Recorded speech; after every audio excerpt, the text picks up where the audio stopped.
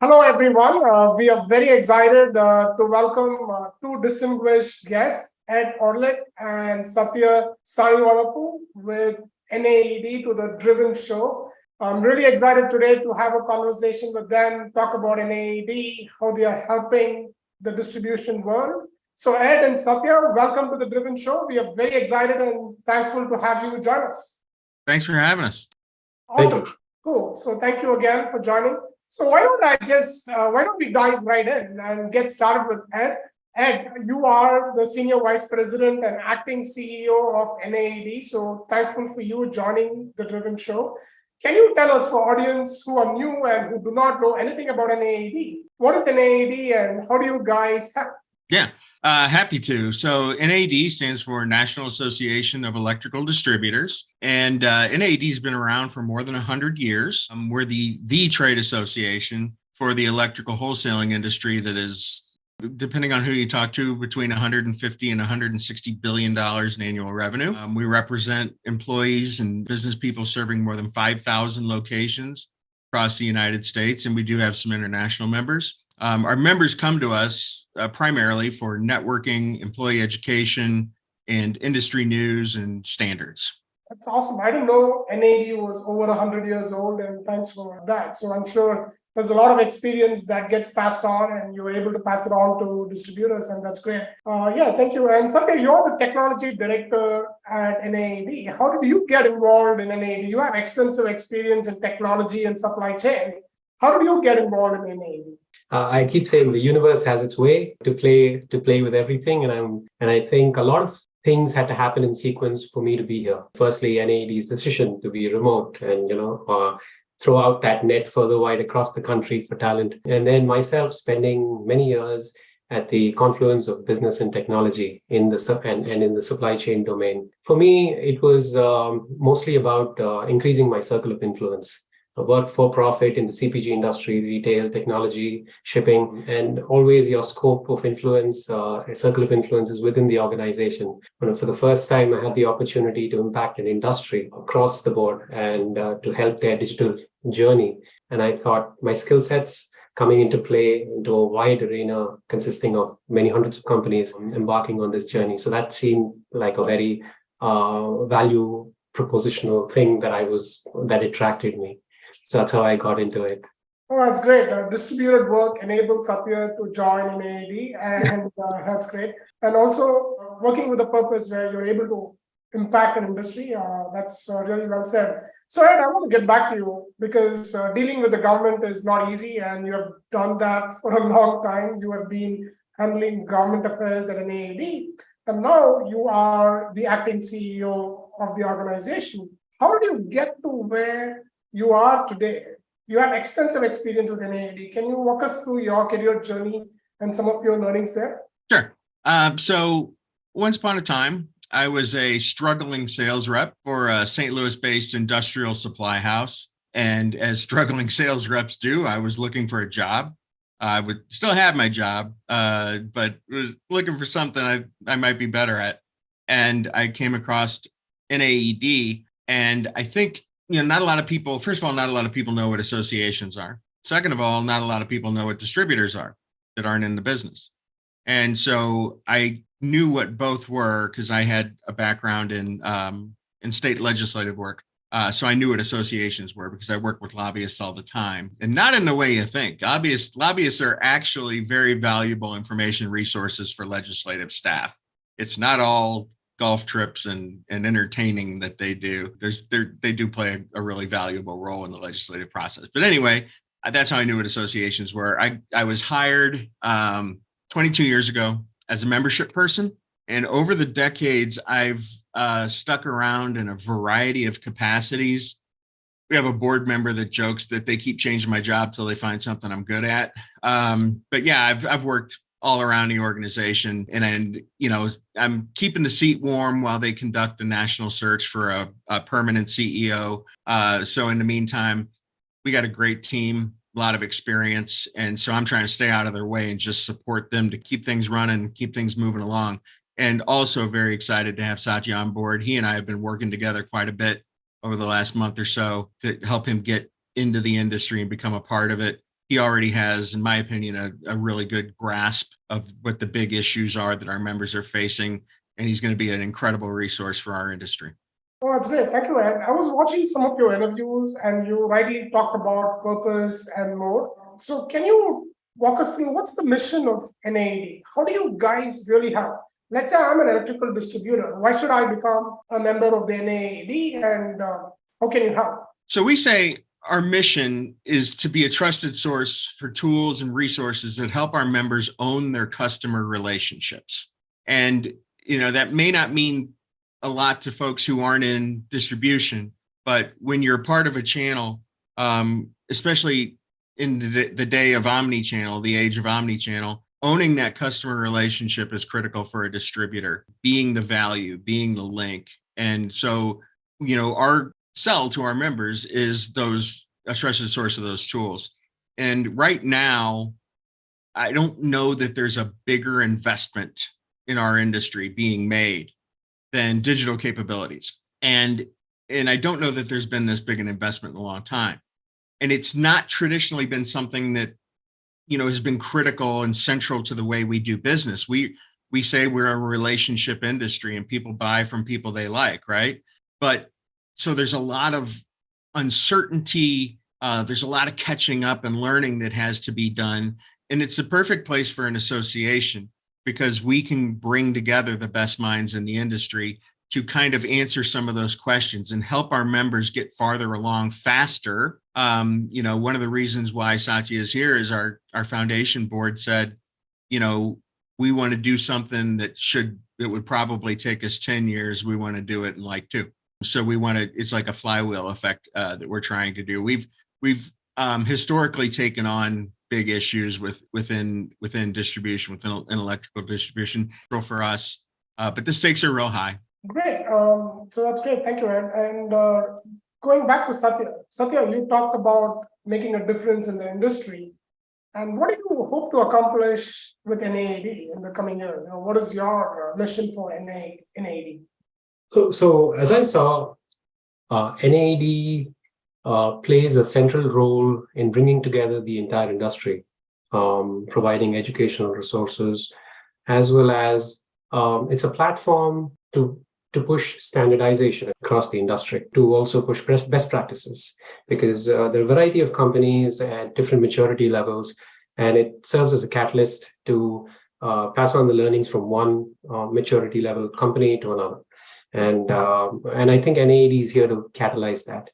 Now, in my short journey here so far, a little over a month, and looking at the industry from an outside perspective, I see we've talked about consolidation being a game changer now over the last few years in this industry, and with a few large players and a long tail of small players. And there is a need for these companies, and there's a inherent desire to digitize and use digital tools. And the period of COVID seemed to have accelerated that need and shown that requirement for the industry to adapt. As I see it, this role here, this seat, is here to form a bridge between the members, who are primarily distributors, family companies, or member-owned companies, and on the other side, you have a whole new segment of players, the technologists, like your organization, who are here to provide solutions using the latest technologies like AI and machine learning, and data analytics and data science, application of data science. And I see these two groups needing a translator. And in essence, I'm that translator who understands both the business side of it from a supply chain standpoint, as well as the technology aspect of it. And that's how I'm looking to catalyze this environment and adoption of technology for the benefit of the industry. That's awesome. So let's say an electrical distributor has a question in terms of, hey, how do we propel this forward? Or what kind of technology do I really need to use?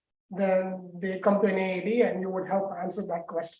Yes. As part of the background, what we're doing right now is over the next few months, we're segmenting the members based on their characteristics of the organization, based on their corporate strategy, based on the maturity in terms of digital adaption of tools. And on the other side, we're also segmenting the technology providers. Which areas are they playing in? It could be integration, it could be automating certain business processes, it could be product data, which is so key in this domain. Now, what I'm trying to do, what my team is trying to do in this space, is to validate and so to speak, separate the wheat from the chaff, because there's a lot of marketing content floating around, and members, distributors get hundreds of emails every week. And what this group's role is to help the members identify who are the top vendors to play in a particular space, and to also look at the members' business and to see where the gaps are. It could be automating a business process. It could be adding a new tool which will help them manage a process better, or optimize something, identify a pattern. So to meet their need and to recommend them certain technology companies through the preferred provider program, that's one of the key aspects what we're doing. So in summary, segmenting the members, segmenting the technology companies, and forming these matches between both the groups is the approach we're taking to enable this. That's great, Satya. So you talked about segmenting members, and Ed, I have a question on that to you. So talking about segmenting customers or segmenting members, is there a limit on how many members you can take into an NAED?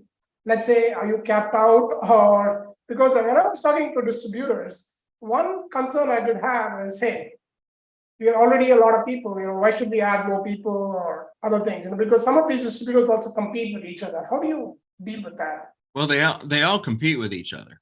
That's the nature of an association.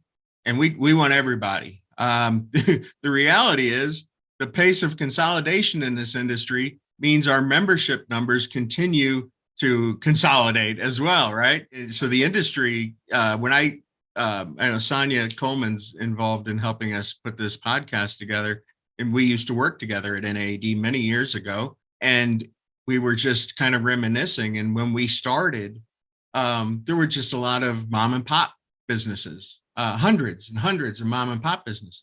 Over the generations, maybe the next third generation or fourth generation doesn't want to be in the family business.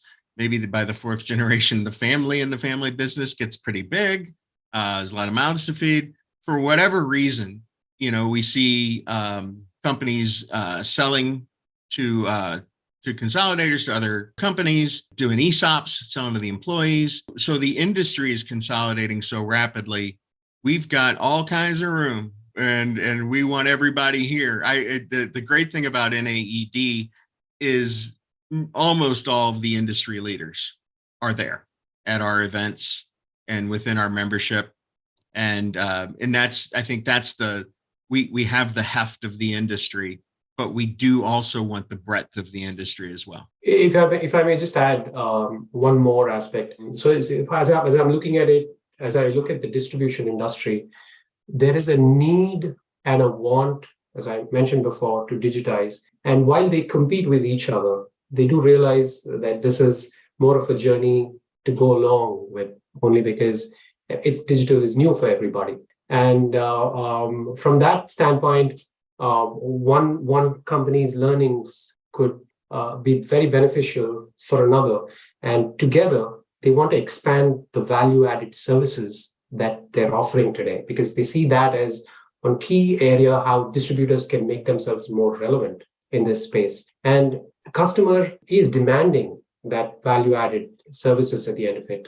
It could be the construction industry or the utilities or the industrial segment. And distributors see digital tools and solutions as key for expanding that value-added services. So I think there is consensus that they all should work together, because this is a new arena filled with minds, and they want to work together to take this journey to cross the bank, really, to cross the river, really, to the other bank. Yeah, work together and learn together and progress together. That's great. Yes. Yeah, Ed, you talked about consolidation that's happening in the industry, and it's getting smaller for a variety of reasons. So what do you think is the biggest challenge for electrical distributors today, and how is NAED helping overcome that challenge? Yeah, in the 22 years that I've been involved in the industry. There are a lot more folks that have been involved a lot longer than I have, obviously, but I haven't seen any time like this. And it's sort of a tale of two cities, the best of times, worst times kind of thing. Because if you think about where we are demographically, it's just in the workforce, generally speaking, we've got customer facing people retiring at a rapid pace. Think about all that relationship equity that's been built up for decades. And, they want to go right off into the sunset and go golf and fish and do whatever they want to do and enjoy the fruits of their labor, right? And who could blame them? At the same time, we've got that generational turnover in our customers purchasing people. So again, those relationships are threatened. And at the same time, the statistics or the research says that the next generation of buyer has a very different expectation of their interaction with the seller, whether it be a personal seller or just self-service, right? So the whole dynamic is evolving and shifting right now. At the same time, those customers have a proliferation of sources for material, more than I've seen in the past, right? You can buy material anywhere from a lot of different places, not just electrical distributors, right? Industrial supplies, online, e-tailers, and all that kind of stuff. And there's just a lot of sources. So there's a lot of challenges there. But at the same time, the economy is going through this period of electrification. So the scope of that opportunity is unprecedented. So while we face these challenges, there's also this incredible opportunity in front of us. We need the people to make this stuff, to move this stuff, and to install this stuff, because we're going to sell a lot of it. We have the opportunity to sell a lot of it. At the same time, we're kind of shorthanded in all these different places. Our contractors never have enough help. We can always use more skilled help.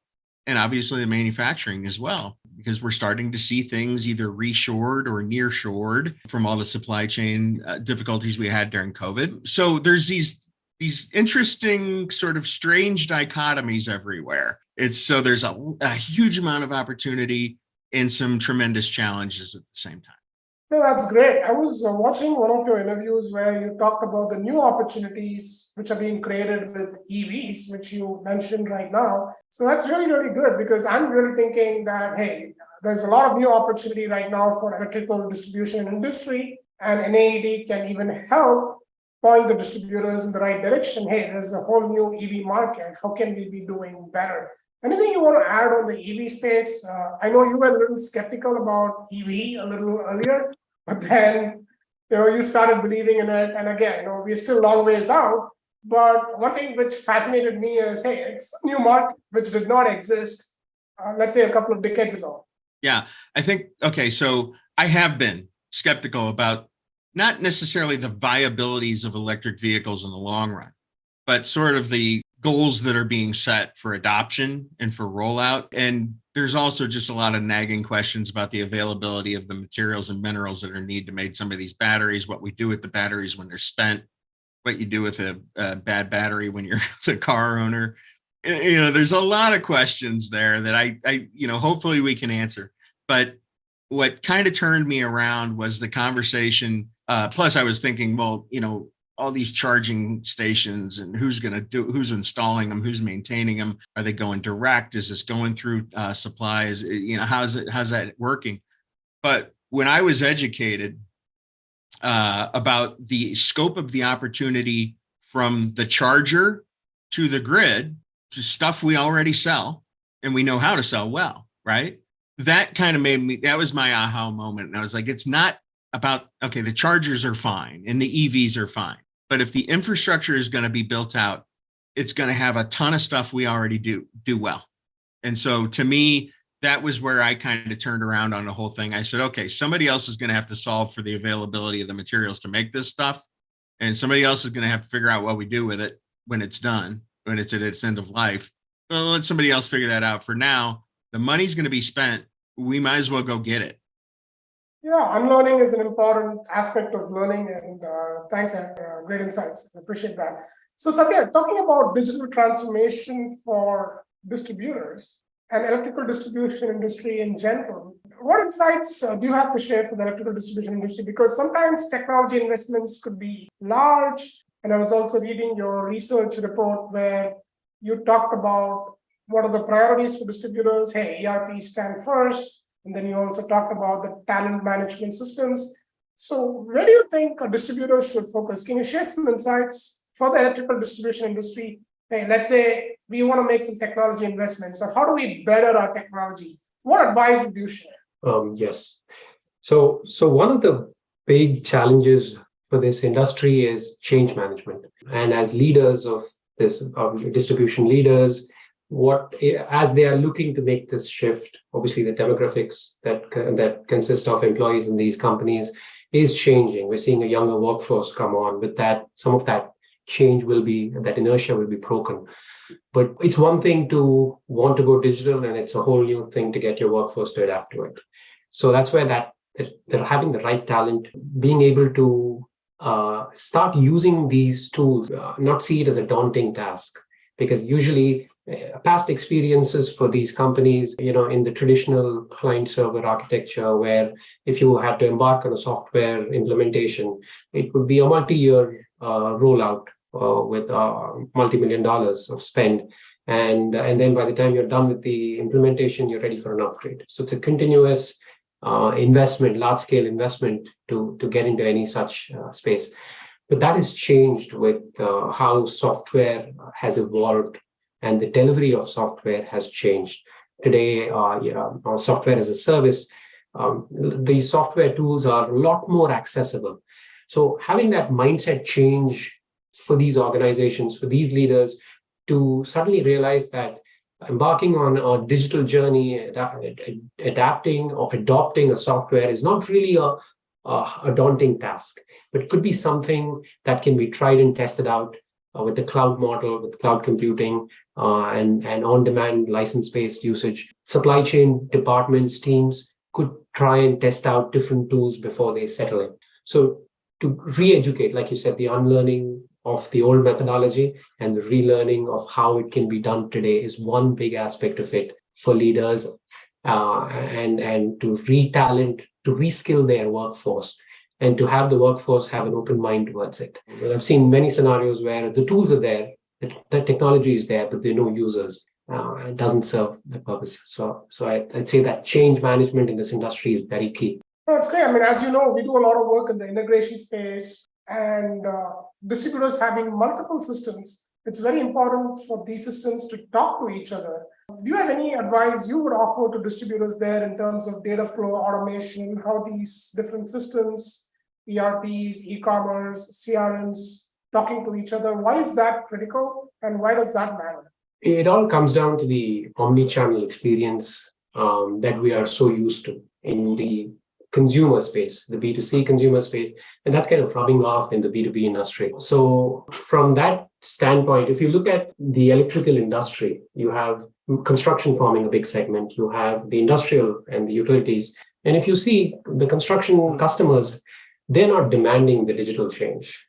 They are continuing to operate the way they have through relationship with the sales reps from the distribution companies. And they want a go-to person to purchase something from. But unlike the digital revolution on the consumer side, where everyone has a mobile phone, and therefore there's a need for apps. So it's more of a pull system, and this is more of a push system in the electrical industry, where distributors are seeing the need to go digital and push that downstream. So from that standpoint, it's a different dynamics, and how leaders adapt to this change in this industry, to adapt technology, is key in their future. And it's very important to align the corporate strategy with the company. Needs to know where they want to be, and their digital investments should be proportionate to that desire to be where they want to be 5 years, 10 years down the road. So having that clarity and accordingly making these investments across these domains is key to their journeys. Yeah, integrated commerce is the future. Really well said, Satya. Satya, I have a question on software costs. Because when you talk to distributors, they're not really used to a yearly licensing cost. They would like to essentially pay it for one time They don't really like recurring costs, and because the margins in the distribution industry are really, really thin, they want to avoid this as much as possible. Any advice you would give them? Because pretty much everything is changing to licensing model right now. So any advice you would give them?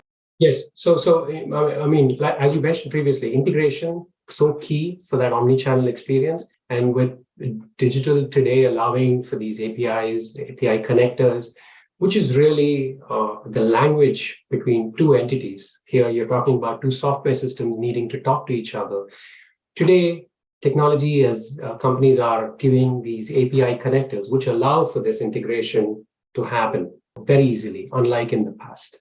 So, and the SaaS model of delivery of these services, be it integration, be it automation, be it transactional as the ERP or CRM or the analytics as well. It's all been commoditized through SaaS.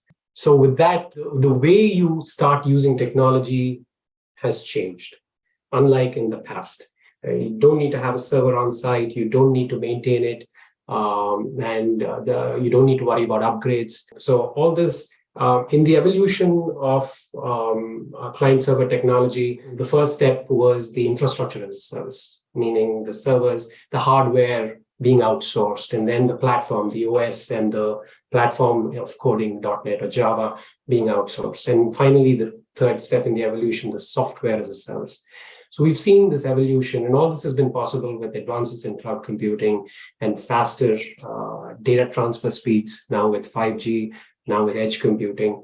So the rapid pace, but not to be considered as daunting again, because tools have become much more accessible, much more than was possible previously. That would be the big shift in thinking for these leaders, for these companies. Yeah, change is the only thing that's constant. Thank you, Satya. That's a good segue into my next question to you. And NAED did an amazing research, a really good research on building a connected business. And it is a 300 plus page research report. And I also learned that the market size of the electrical construction industry is about $170 billion, which is huge. And there are new opportunities being created. What were some of the key learnings from that research? Yeah, and I guess this may sound a little repetitive, but the journey kind of begins. The foundation really relies on accurate and complete product, customer, and pricing data. I kind of feel like new economy companies really treat data as a valuable asset. And I think that that's something we're still learning to treat our data that way. I think our leading companies have been moving in that direction, and they're looking at their data strategically. And I think that, again, that's why Satya is going to be such a valuable resource for our members. He totally gets this, and he talked about translating earlier, and he does. He has a real knack for kind of putting this in terms that people understand. The research that we have produced so far was meant to inform our members' journey again, but it's sort of static research that we did a few years ago. What we're hopeful is that as we continue to invest in our members' journeys on digital transformation, that we can keep that information more updated and make it more dynamic versus a 300 and something page report, which again was great. And I know a couple people that literally read it cover to cover. But it's the way this stuff is changing so rapidly. It's our challenge to kind of figure out how to continue to present this information in a really fresh and quickly responsive way to the industry. We've invested hundreds of thousands of dollars, and we plan on investing hundreds of thousands of dollars more. And that investment begins with Satya, who's essentially kind of running a startup within NAED, and we're thrilled that he's there with us. Definitely. I did find that research helpful, especially, let's say if I'm a distributor, dependent on what I need or what my problem is. There's a lot of different options you provide for distributors out there. I'm just curious, how often do you guys do a research like this, and how many, do you do that often, or how many reports does NAED produce every year? So historically, and again, I'm going to get the year wrong, but it was early in my time at NAED, we actually created a research endowment. Leading companies in the industry donated hundreds of thousands of dollars each to fund an endowment to continue to do this research. It used to be that we do 2 or 3 projects a year, and they weren't necessarily related. They certainly weren't related to digital transformation. We used to do a lot of things on theft and fraud, on reverse logistics, special pricing, SPAs. We've done a lot of different things, but in the last few years, we've really focused and prioritized this digital journey because of all the money that's being invested by our members. We want to help them invest it wisely and make good decisions. But now I think we are also looking at other areas because we do feel like there are larger issues that we need to look at. And I personally have got some interest in doing some public policy type research. We're thinking, we talked earlier briefly about workforce and how we really need to develop our next generation of employees and leaders. And it's something NAED is invested in with the leadership development program, a lot of employee training and education. But also from a public policy perspective, I don't think we have a real handle on how we're going to treat work differently in the future, because it's kind of happening to us now. And we don't, we have this sort of leftover 20th century, 1920s labor industrial relations model to our public policy that doesn't even make sense much anymore. And the policy leaders are not coming up with creative ways to address how people are going to work in this new economy. So it's something that I personally would like to see us invest a little bit in. But we'll continue to primarily, it's what our members tell us are their priorities, is that's where we go. Great. We need a lot of help in public policy. So thanks, Ed. A couple of last questions. So can you talk about some of your failures? What is your biggest failure and what is that you learned from it in your career journey? Who's starting here? We'll start with you, Ed. Okay. I love talking about my failures. We could do a whole podcast on my failures. I guess the biggest thing is I've learned the hard way that the most effective leaders need to think of themselves as servants to their team. And I think ego can get in the way. For me personally, I'll say ego can get in the way of me being my most effective leader. And it's a challenge to have the self-awareness to realize how others do see you, right? And I've worked on it a lot, but you may think you're being collaborative and supportive, and others may still not see it that way. And I've taken plenty of lumps to see that. And it's something I have to keep top of mind every day because it's always going to be a challenge for me. No, great. Always be serving other people, and that's really well said. That was very, very interesting. So thanks, Ed. And Satya. All right. So I'll talk about specific projects. I was working for a CPG company where we spent a couple of years and a few $1 million on relationships, partnering with a data science organization.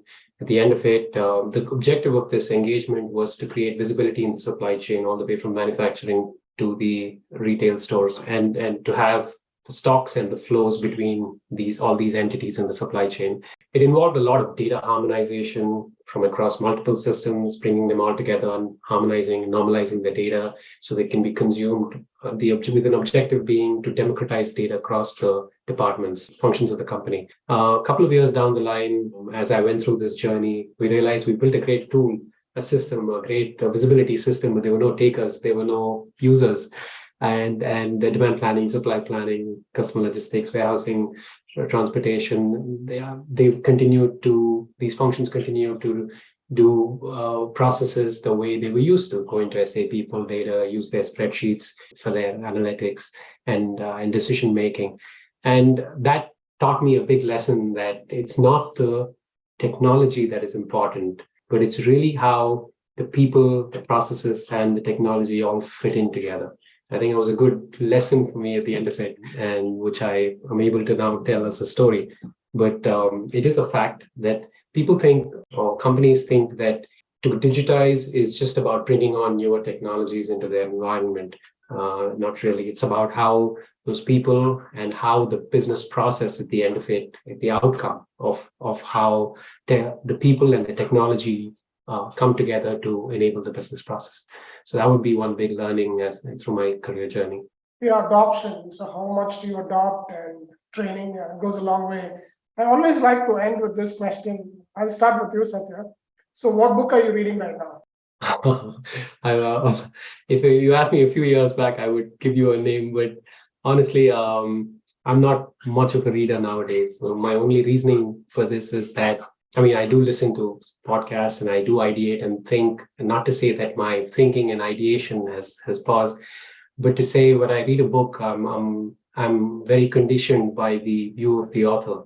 And so to speak, I possibly limit myself, just like a horse is with its eyes covered, just to see what the road ahead is. So I don't read as much as I used to, but that has helped me open up my mind and to form my own journey path of what the truth is.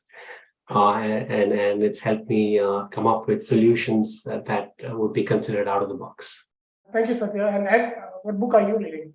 So I knew this was coming, so I thought about it, and I'm kind of going through a Napoleonic Wars phase right now, which sounds a little weird, but two books that recently I've been kind of going through again are Waterloo by Bernard Cornwell and Vienna 1814 by a guy named David King. And neither one is particularly new. And I don't know that either one contains a ton of business lessons, but I will say the Congress of Vienna sounded like it was a really good time. I'm sure everybody smelled bad, but they seem to have had a lot of fun. And mostly I'm fascinated by that period in history, Western history, from 1776 to the end of World War I was kind of the beginning of the end of monarchism. And when you look in the scope of human history, it was always the rule of the big man. And that lasted, 10,000 years. And it may take us another 1,000 years as a species to figure out what we're going to do next. If we move away from the rule of the big man, what's next, right? And I'm fascinated by that idea because I think we're in this weird time in our history where the old way doesn't make sense anymore, but the new way hasn't yet emerged. And so it's fascinating. It's a fascinating time to me. I try to keep a larger perspective on things. And I will also just mention, because I agree with Satya, I do a lot more podcasts than I do books these days. And as far as the business stuff goes, I'd recommend the A16Z podcast. It's something that Andreessen Horowitz puts out. And it's really tech and future focused. And the people that work for Andreessen Horowitz are scary smart, and the people they invest in are even smarter. And I also am listening to a thing from a couple of eggheads at the University of Chicago called Capital Isn't. Capital Isn't. And I'm a dyed-in-the-wool capitalist, but I also worry that we haven't quite figured out, again, how we're going to divvy things up. And the financialization of our economy is kind of doing some weird things to our incentives and who gets rewarded. And how we assess value. I just think we haven't figured out how we assess that value, and redistributing wealth is not something that works real good. I don't think we've got a really good hold on that. And, for how long in human history did upper body strength, was that the most valuable thing that you could bring to work, right? And that's gone, right? And now we're saying, okay, well, the knowledge and wisdom is the most important thing you can bring. Well, apparently machines do that better too. So what are we going to do with ourselves? And I just don't think we have creative ideas about what comes next. And I'm fascinated by it, but I'd love to see more creative thinking in terms of just how we're going to work and how we're going to assess value in the economy in the future. Sorry for a long answer. Yeah, that's great. Yeah, I think you're thinking and working on very, very interesting problems. I think these are great problems to solve. Thank you so much. I am actually reading a book written in 1936, How to Win Friends and Influence People, Dale Carnegie. I think that's a great book, which I'm reading. And thanks for your podcast recommendations as well. I just want to say thank you to both of you. I really enjoyed this conversation. There was a lot of learning for me in terms of, it's not about the technology, it's about the adoption. So it was great, Satya. So thanks for that. And thank you so much, Ed, for your words of wisdom. We learned a ton about NAED, what it does, and not just that. I really love the problems you're working on, or even you're thinking about in terms of public policy. I feel there's a lot to be done there. And also, I love the phase in history you talked about, and I'm also curious on what's next. So thanks so much, Ed, and thank you, Satya. Thanks for joining me on the Driven Show. Thanks for having us. Wonderful. Thank you. Thanks for joining us on this episode of the Driven Podcast. Check out our other episodes for more and subscribe to be the first to access every new episode.